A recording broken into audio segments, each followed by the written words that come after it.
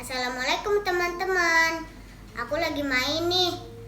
Tapi sebelum lanjut, aku mau ngajak teman-teman baca surat Al-Ikhlas.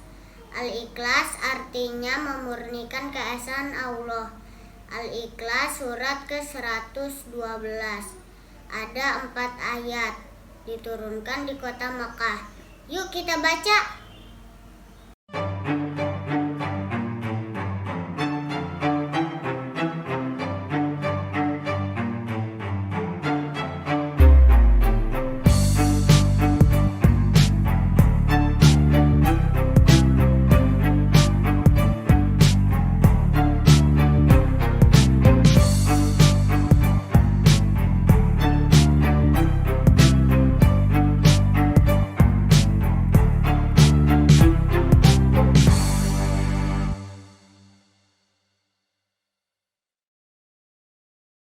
A'udzu billahi minasyaitonir rajim.